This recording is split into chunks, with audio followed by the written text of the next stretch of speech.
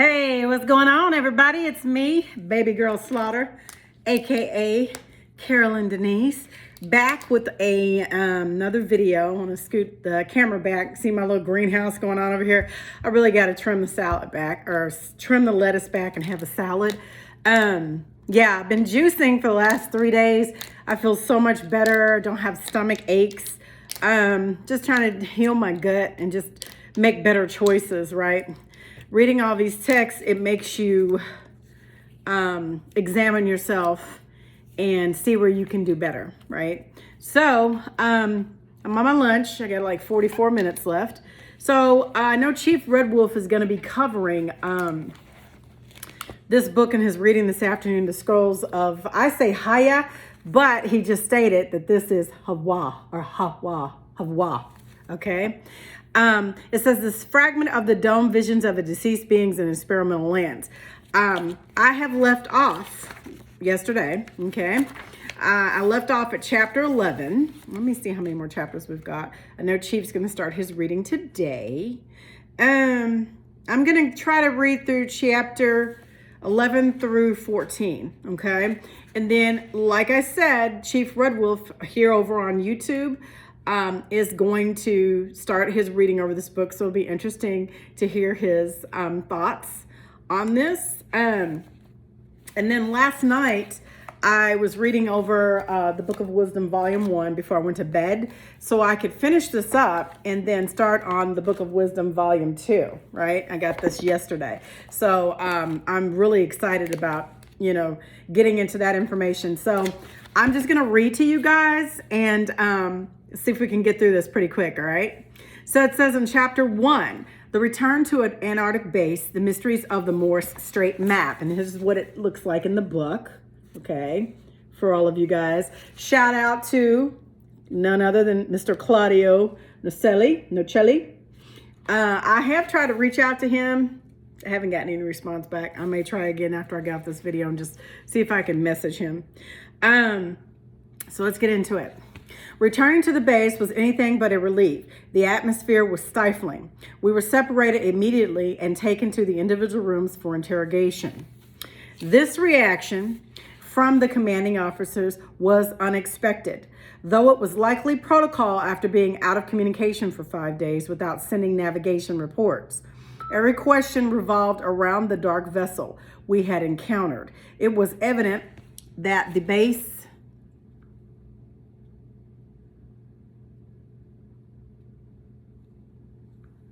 That's Chief Red Wolf texting me, sorry. 1 second. I asked him about the Kol Nidra.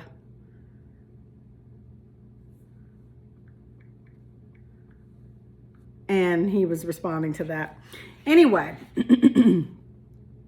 so it says, every question revolved around the dark vessel we had encountered. It was evident that the base leaders were dissatisfied with our answers, right? They wanted more, something we in our confusion couldn't provide or didn't even understand ourselves, all right?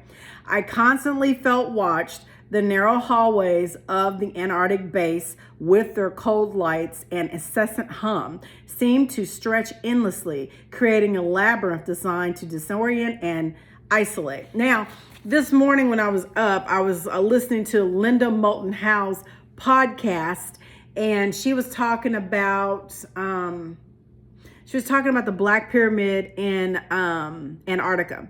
And I know I reshared it over on YouTube as well as on Facebook. Check out the podcast. Basically, it's a triangle area that there have been a lot of plane crashes and a lot of weird things that are going on, people disappearing, and it's because of the pyramid. All right. I am under that assumption because we know that it's an energy source and it taps into the ether. And so who knows what that pyramid's capabilities are, but obviously they're cloaking it or they're hiding it. So anyway, let me finish this up. All right. So it says, I just wanted to share that with you guys as we're reading over the Antarctica and the walls beyond the ice walls. I just want you guys understand that Russia is only about 56 miles from Alaska, and the Americas has the most pyramids on the face of this within this dome. So you got to know that they're hiding things and they're not being honest. I'm just going to say that. All right. So it says, I constantly felt watched. The narrow hallways of the Antarctic base with their cold lights and incessant hum seemed to stretch endlessly, creating an elaborate design to disorient and isolate. The days following the interrogation were even more uncomfortable. The tension among the crew was palpable.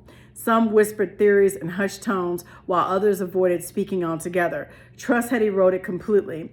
Captain Charlie was housed in sublevel 5, a section reserved for high-ranking officers. The rest of us were confined to sublevel 3. Only the crew members who had shared the strange experiences were there. The rest of the base personnel were housed on the other floors by direct order from the higher-ups, okay? It felt as though an invisible barrier, thicker than any wall, now separated us, not just physically, but in terms of information and secrets. Two realities existed only 2 floors apart. If such a divide existed here, I wonder what must it be like in the world beyond. Oh, they've got us sectioned off and cordoned. Believe me. Believe me. It is not a game. It is real.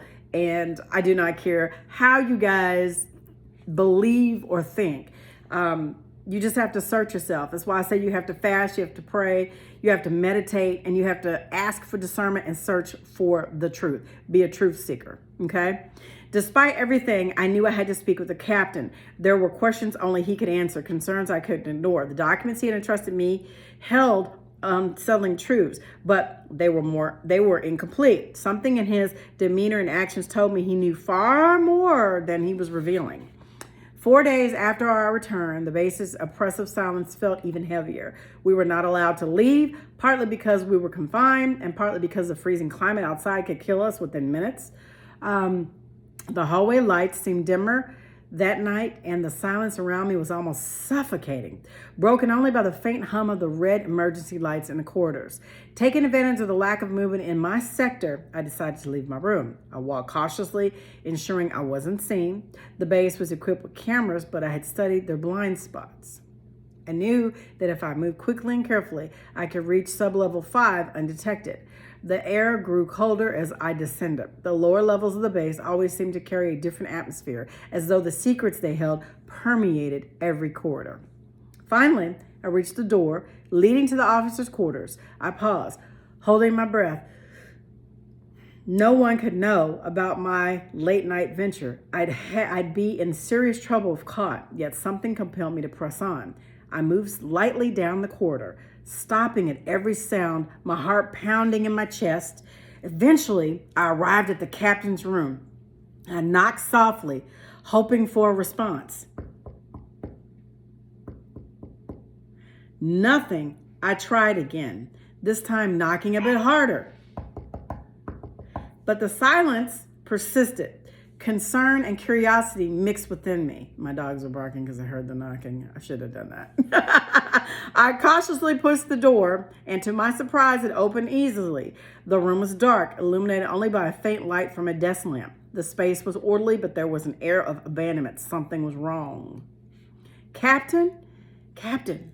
Hey, Momo. Captain, I whispered, but there was no reply. The room was completely empty. Oh, yeah, I can only imagine where he's at. I moved slowly toward the desk, where several papers and maps lay scattered, some even on the floor. Before I could examine anything, a noise behind me made me spin around thinking Charlie had returned, but there was no one there. Still, the sound heightened my alertness. I quickly scanned through the papers, searching for anything that could shed light on what was happening. Then I saw the same map again, marked with several routes that seemed to lead to lands beyond the ice walls. Beside it, there were scribbled notes in the captain's handwriting. The last phrase he wrote read, "More straight," accompanied by coordinates.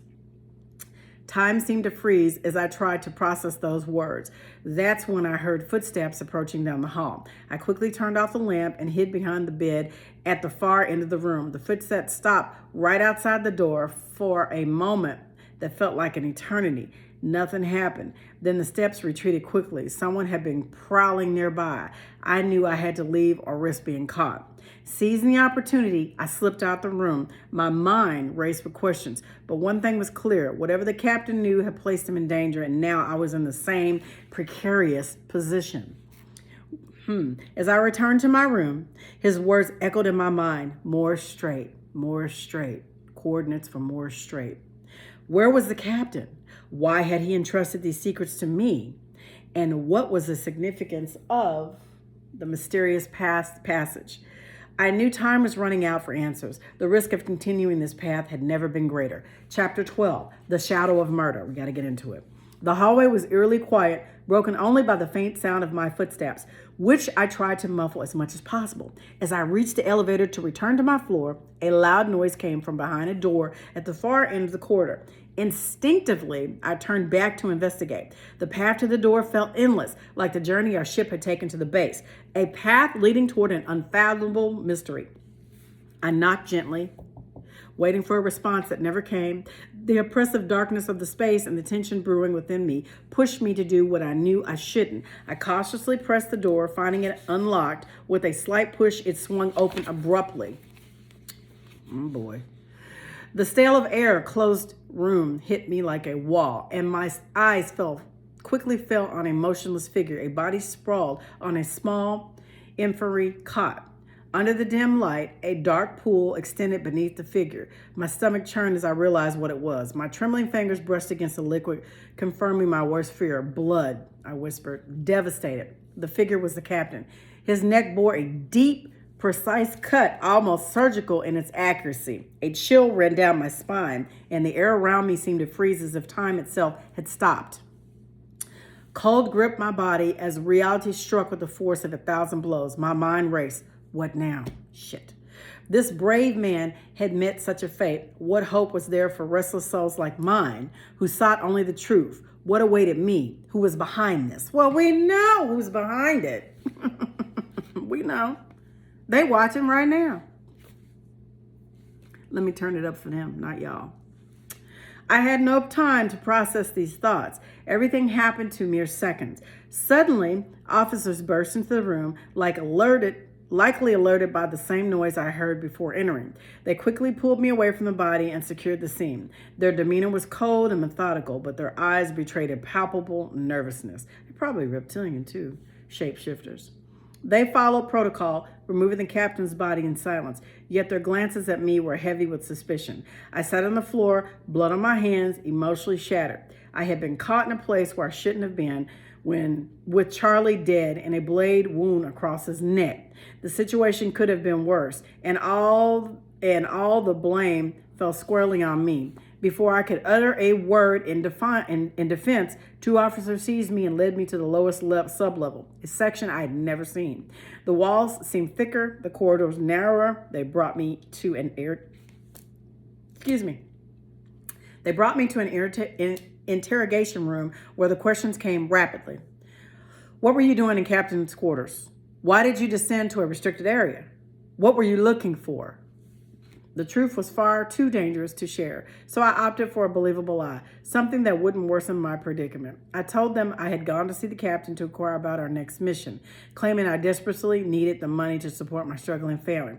I fabricated a story about him promising me a place on his upcoming assignment and explained that my presence in his quarters was a desperate attempt to secure my position.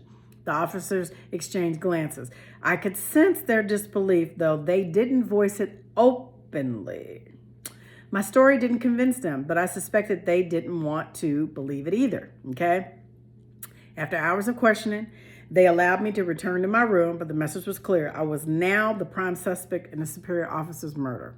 The atmosphere in the base, already tense, became unbearable. I felt eyes watching me at every turn, not just those of the officers, but also of my crew members.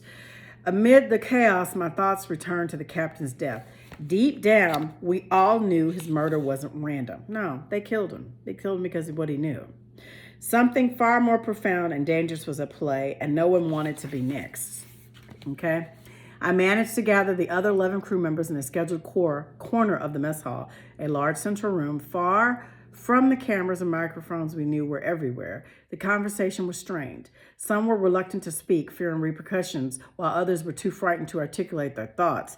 But gradually we began piecing together what little we knew. This wasn't random, said one of the youngest members, his voice trembling. Someone here wanted to silence the captain. Maybe he had something he wasn't supposed to. Something like what? I asked, trying to mask my own nervousness. A prolonged silence followed until another voice, equally unsteadily, broke it. He knew things. We all knew that. He wasn't like us. He had access to information no one else did. And if he shared something, maybe that's what put him in danger. That final comment struck me like a bolt of lightning. I feared someone might know about the documents, right? The captain had entrusted me with the papers that I now realized could have been the reason for his death. Was there something else in the base who knew? Was there someone else in the base who knew about those documents? Yeah, you know it. Could they suspect I had them? Given that I had been found in the captain's quarters the night of the death, it was entirely possible.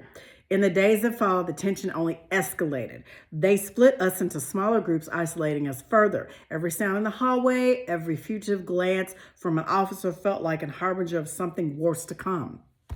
Meanwhile, my mind kept circling the questions over and over, okay? Who killed the captain and why? And what should I do with the secrets he entrusted me to? He entrusted to me, sorry.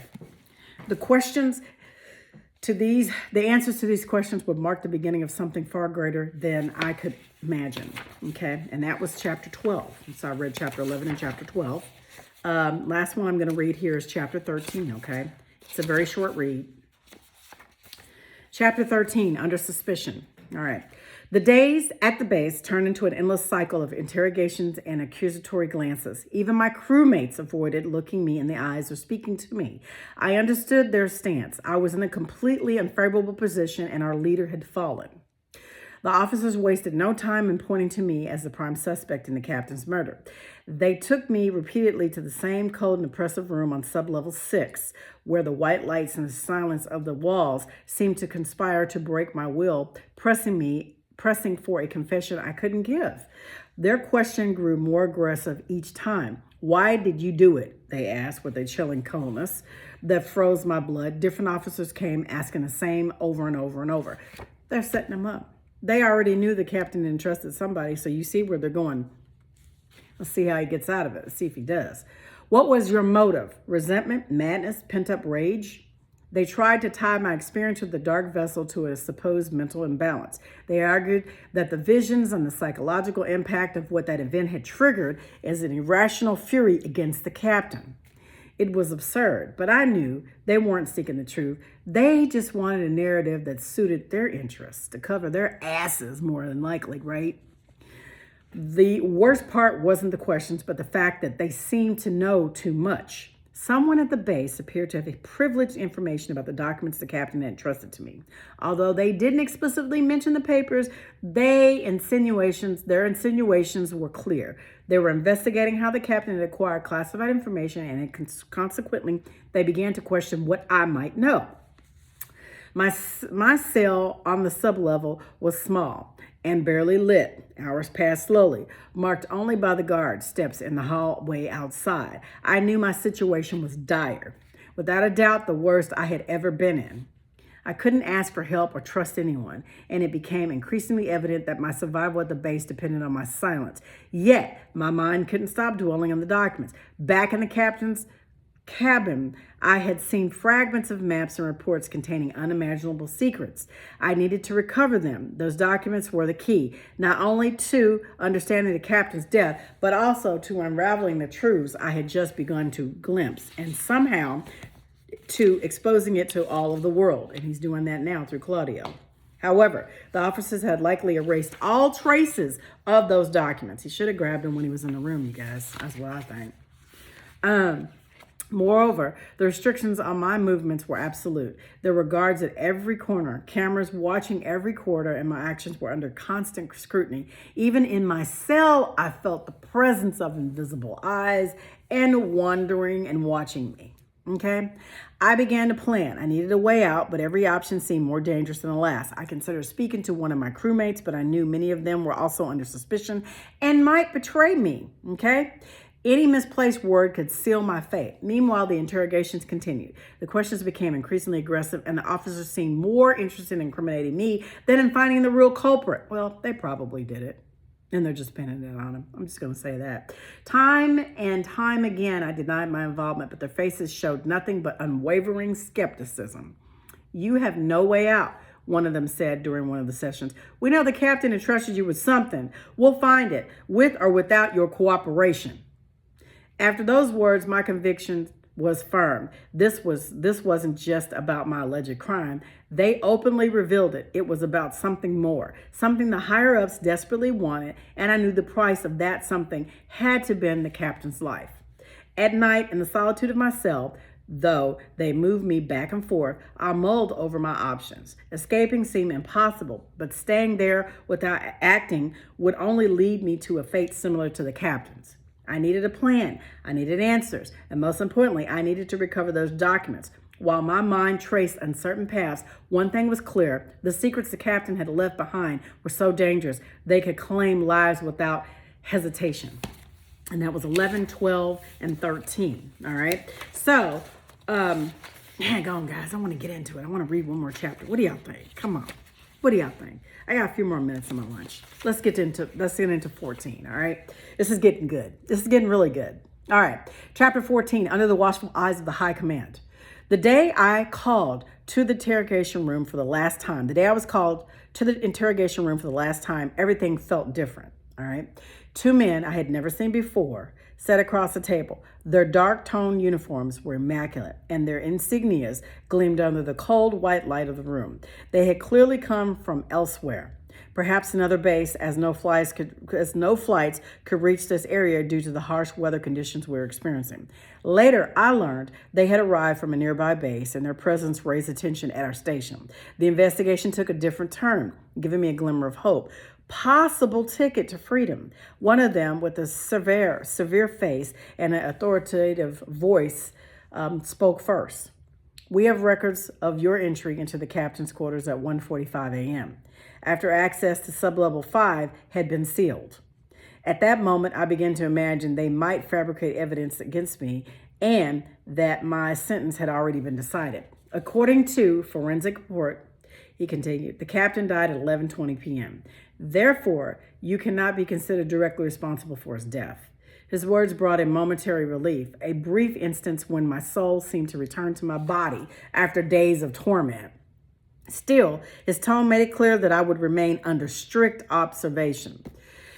They were no longer asking questions. They were measuring every reaction, every word that left their lips. "Do you have any leads on who might have done this?" I asked, trying to stay calm. I intended to deflect any lingering suspicion from myself, but I was always genuinely curious. The captain's murder was no isolated act. I knew it and I felt it. The stern-faced man stared at me, but didn't respond. Instead, the second officer, younger and with a sharp gaze, spoke in a colder tone. "This is none of your concern. Your name has been cleared for now, but the investigation is ongoing. We suggest you avoid unnecessary questions."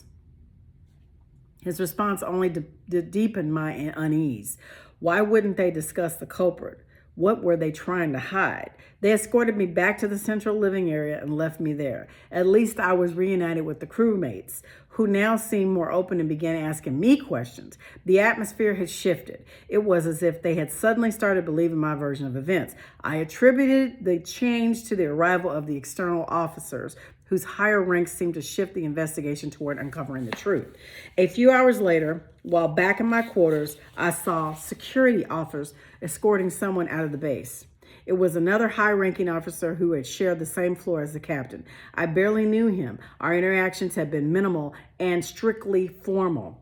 Seeing him detained stirred mixed emotions in me. On one hand, I felt an immediate sense of relief, knowing that, at least officially, I was no longer the primary suspect, but on the other hand, something didn't add up.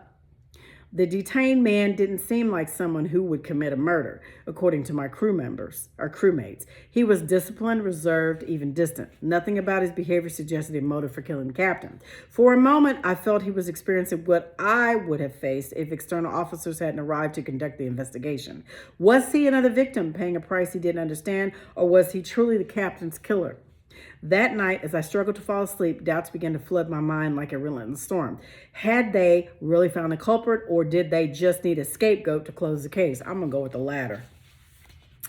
My instincts told me the captain's documents were the key to everything. Someone else at the base must have known their existence. Maybe not everyone, but enough to make that information grave threat. The captain had trusted me for a reason, and that reason was clearer now than ever. The secrets he had tried to protect could not fall into the wrong hands, if they hadn't already. I knew my time was limited. Although my name was temporarily cleared, the feeling of me being watched hadn't disappeared. If anything, it was the worst now. The eyes monitoring my every move seemed to be wanting for the slightest mistake to accuse me again. Who was the detained officer really? Was there any connection between him and the documents? The questions remain unanswered, and each step I took in the spiral of secrets and betrayals made me feel more trapped. The relief of being exonerated was only temporary. I knew the real struggle was just beginning, and if I didn't act soon, they would come for me sooner or later, okay? So I read chapters 11, 12, 13, 14, and I'm going to stop there. And when I come back, I know Chief Red Wolf is going to get into it again. He's going to actually start off today. I'm going to come back, and I'm going to read 15 through 19, all right? And then the next read after that will be the final read. So we've got 2 more readings that we're going to finish. And, we're going to get through this book probably tomorrow. Okay. So anyway, I appreciate you guys taking the time out to listen to me read. I'm at 26 minutes. The Book of Wisdom. And I know Chief just texted me, and I'm going to check my phone here in a second when I get finished making this video for you guys. What I wanted to talk to you guys about yesterday when I was reading, I just briefly went over the things that I had read previously, which was brainwaves, veganism, the human diet, what we should eat. Now, I also spoke on life and death, elevating the consciousness. Where I left off was music is magic, okay? And how many of you know that initially music was tuned at 430 hertz? They took it from 432 to 440. And that's to disrupt ourselves. And I know most of you who follow me probably already know this information, but for those of you who don't, I would say just go research it, okay? I'm going to read this page to you guys. It says, music as a form of frequency enters our being without permission, impacting us profoundly. It can shape our emotional state, intentions, and thoughts. Whether it's a slow piano piece invoking sadness or fast beats prompting us to dance, music wields considerable influence. Its powers can be harnessed for growth or lead to decay, embodying both positive and negative effects. This is why they took over the rap industry and they've used it to profit from that, right? Gangster rap, keep positions in record companies, keep people in positions of power in record companies, push the narrative of violence and gangs and drugs and warfare. And that was what the rap music was about. And that's what this narrative between these two East and West Coast raps took off here in the Americas, okay? It was all by design and by plan, you guys. You got to know this by now. I mean, it's obvious. So it says, music possesses a potent ability to impact your subconscious mind, akin to a form of hypnosis. The hypnotic beats and rhythms embedded in music, regardless of its genre, can induce a hypnotic state in your mind when accompanied by lyrics. Your subconscious becomes highly susceptible to the conveyed messages, especially if you're entranced by the rhythm, experiencing a trance-like state, often referred to as the feeling the music. It's essential not to be overly concerned as the phenomena is neutral, neither inherently good nor bad. Music serves as a powerful outlet for emotions, a source of inspiration, motivation, and healing. However, it's crucial to be attentive to the emotional impact it has on you. What you consume plays a very important factor.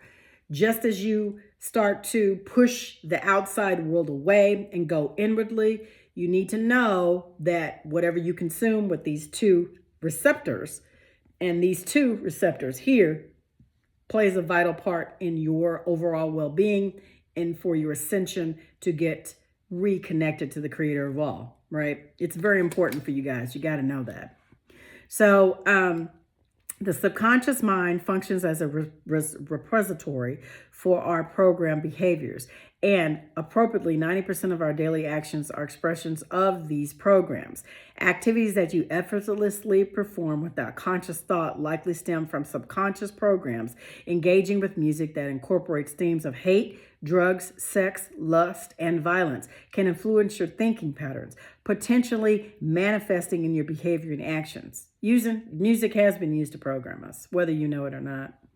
Demonic music artists within the industry are compensated generously to infiltrate minds with the messages of drugs, sex, and violence. Since the mind is fundamentally driver of reality, programming the minds of the masses leads to the adoption of these demonic thoughts, patterns, resulting in a fragmented and divided humanity. The impact is profound, as these programmed behaviors contribute significantly to how individuals perceive and interact with the world around them.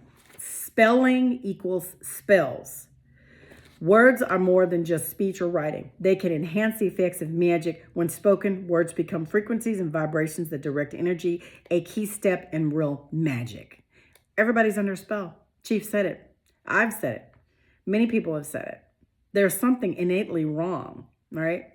It's been used against us as a weapon. Everything. You got to know that, okay? Despite skepticism about magic, understanding its true nature reveals its influence in controlling people. Magic involves guiding energy using natural forces like sound and thought to achieve a specific result. In simpler terms, it's about harnessing and directing energy. Many don't realize that Earth's reality is influenced by magic. Without understanding how it works and its role in manipulation, people remain unaware of the world's intricacies. Learning about magic is crucial to truly understanding how the world operates. Music featuring choruses and repetitive beats might generate thought loops in the mind. In nature, we see constant transformation and progressive growth. Similarly, our choice of music should reflect this. Opting for music without choruses or repetitiveness can help keep our mind in a state of continuous progression and transformation, moving towards bigger and better things. Astral world equals astral world. Astro world equals astral world. See you on the other side.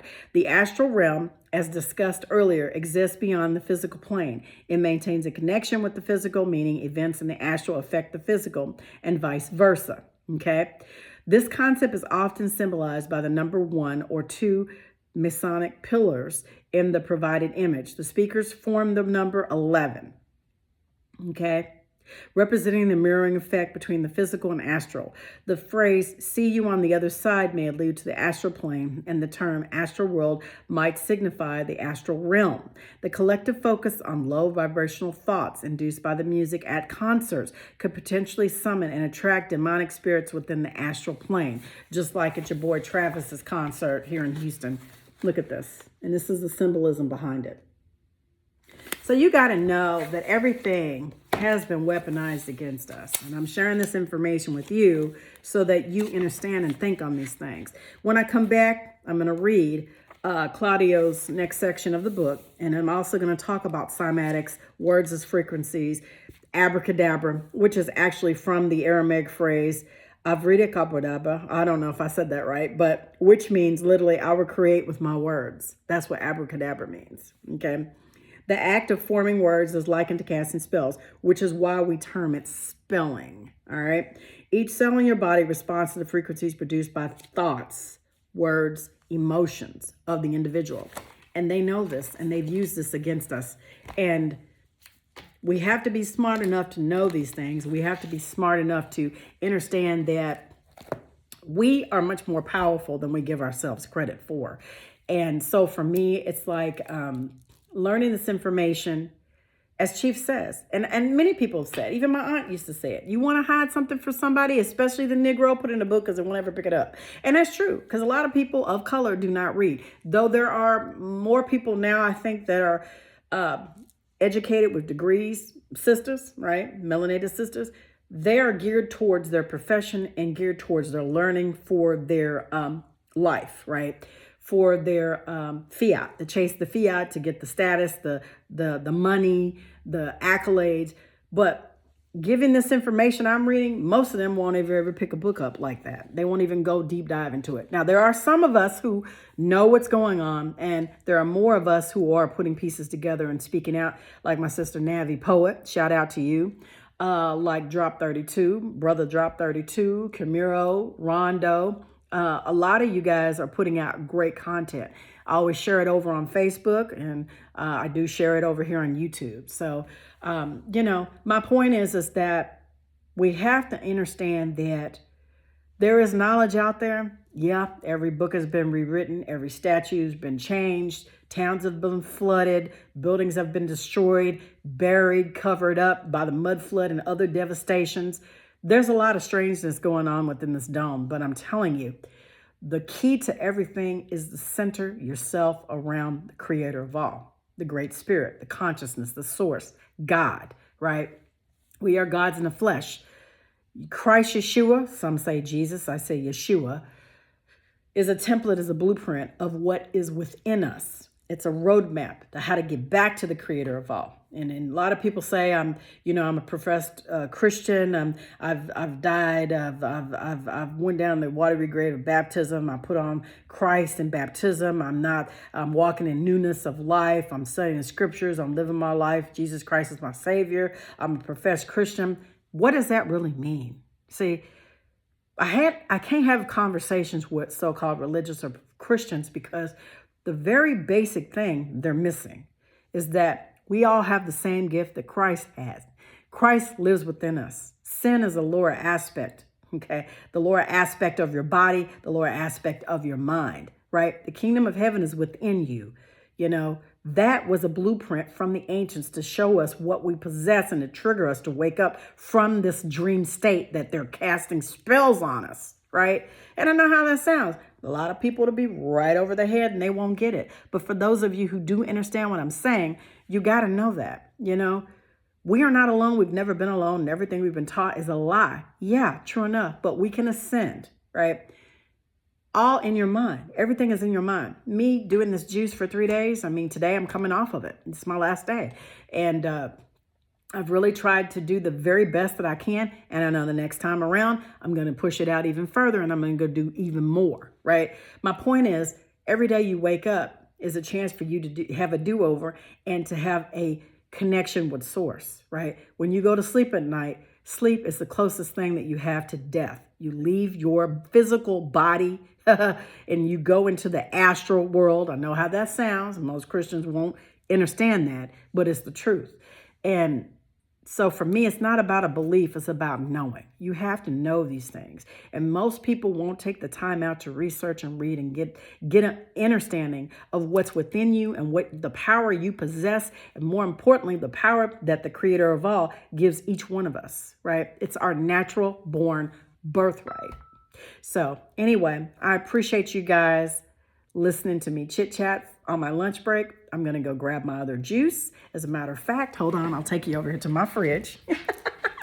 Red, my baby, my husband, guess what, Daddy? I'm not going to leave this juice for you. You're going to take this pineapple one, and I'm going to have the strawberry one right here. See, this is my lunch right here. So I'm going to go back. I'm going to drink this juice, let the dogs out real quick, and I'm going to get back in my office, my home office, and finish up filing these returns that I've got for a specific client, and then I'm going to move on to my next task. So anyway, I appreciate you guys for joining me. You know what I always say, be the change that you want to see all around this earth dome, because it's up to you and I to make a positive change in this ethos. I'll talk to you guys soon. And check out Chief Red Wolf's video this afternoon, where he is going to be reading the Scrolls of, I say Hayah, but he says it's Hawa, okay? The Scrolls of Hawa, all right? And this is most important for us to understand that Claudio Norcelli has done some magnificent work in bringing this to our attention, and we really need to meditate and think on these things and use discernment while reading these texts and breaking them down. And I'm looking forward to Chief Red Wolf's interpretation of what I'm reading here. I'm just reading and giving my general points and thoughts, but I know he's going to break down more information, all right? I'll talk to you guys soon. Remember what I always say, be the change you want to see all around this dome, because it's up to you and I to make a positive change. Bye.